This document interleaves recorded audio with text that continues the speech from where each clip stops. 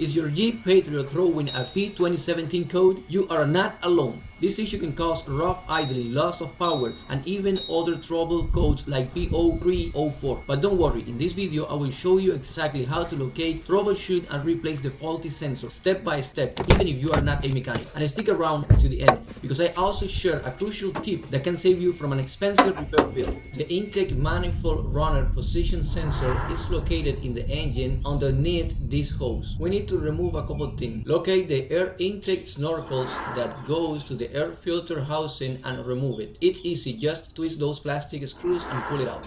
The intake manifold runner control IMRC actuator is responsible for adjusting airflow to the engine. When it fails, you might notice loss of power, bad fuel economy, or even engine hesitation. In order to remove the air filter housing, we need to disconnect the intake hose at the front and the vacuum hose at the back. Fun fact, many people mistake the issue for a vacuum leak because it causes similar symptoms, but the good news is you don't need any fancy or special tools to check it. By the way, if you have ever had your check engine light come on and ignore it, well, this could be one of those codes that you don't want to ignore for too long. Now, with the hose disconnected, use pull on the air filter housing. One trick that I use is before replacing the sensor, unplug it and check the wiring. Sometimes the issue isn't the sensor itself, but a loose or corroded connection. A friend of mine replaced this sensor only to find out later it was just a back connector. Don't make that mistake. This one right here is your intake runner control switch. 10mm for this one. I believe it's 8mm for this other one, and we have another one down here. I believe it's 10mm as well. If you never has done this before, don't worry, this job is easier than it looks. You will only need some basic tools. This one is an 8mm, and we got it out. That's the bolt. Okay, so when we go down here, we're gonna be removing the bolt. And this is the bolt that we're gonna be removing. Don't confuse it with the one that is next to it. That's the one that we're gonna be removing.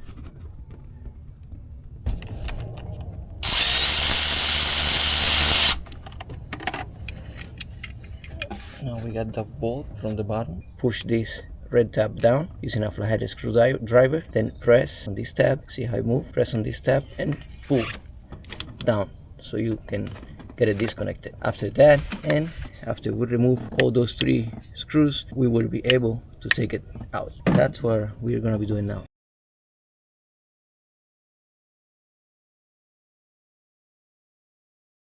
And we're gonna do some testing to see if this part is faulty or if it's not. If it is faulty, we are gonna go ahead and replace it with a new one. And inside here, as you can see, this part of the sensor, what it looks like is like a pin that has a groove in the middle, and that groove is gonna match with that other flat pin that is the one that is gonna make this butterfly move from one position to the other one. And this is how we can test it. We're gonna get needle nose pliers and we're gonna see if this still have some resistance. And as you can see, I move it this way and it moves by itself all the way back. Look, let it go and it moves back. That's a spring that is inside, is the one that is responsible for engaging this thing, at least keeping it on that position.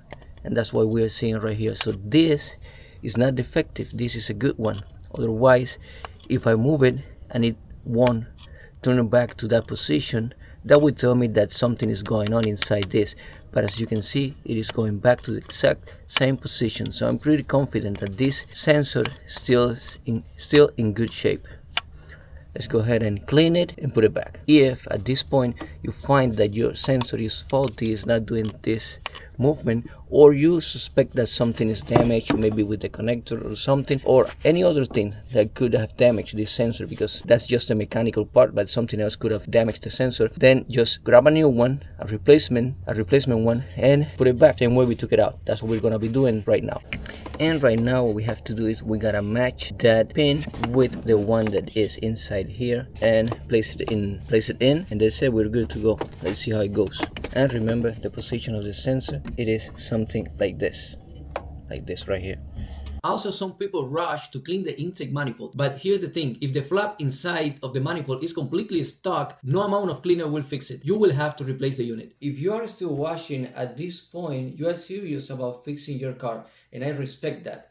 Drop a comment below with your Jeep model, and I personally reply if you have any questions.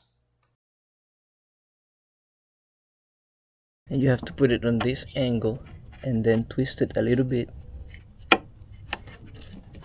just like that. Once you got it to that position, grab any bolt that we took from it. Don't let it go. Just place that bolt with one hand while holding the other one, while holding the sensor in place, so that way it won't move.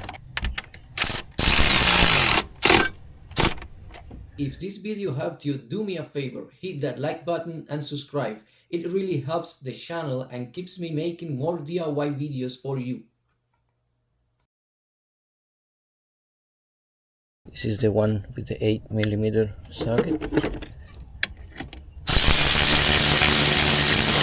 And last but not least, the one at the bottom. Make sure you don't drop these last screws or you're gonna spend the next 30 minutes trying to find it. When installing the new sensor, make sure it sits flush and snug. If it's not aligned properly, it can trigger the same P2017 code again, and we don't want that.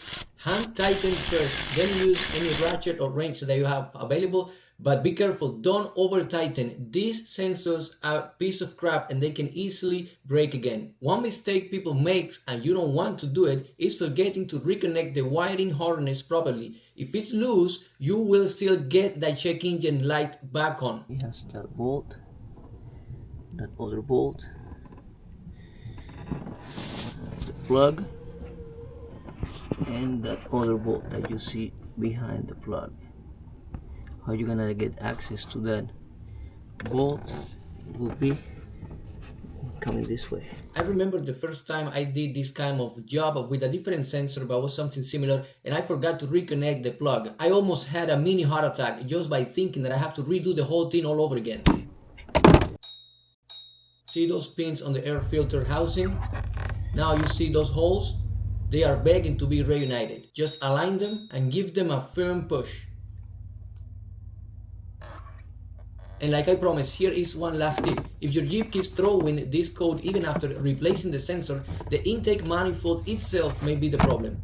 I hope not, because that could be kind of expensive repair. But if that is the case, keep tuned, because soon I will be uploading a video on how to replace the intake manifold on this type of Jeep. Don't forget to reconnect the vacuum hose at the and the intake hose to the filter case. Even something as simple as forgetting the vacuum hose can give you some new troubles, and then you will be trying to figure it out what's going on now. So pay attention to those tiny details. We don't want any more trouble. Now with everything back in place, this is the moment of truth. Go ahead and turn on your car, and I hope nothing but the best for you. In my case, the code was clear. Hope the same happens to you. If not, go back and double check everything. Most likely it was just a simple mistake that you can fix.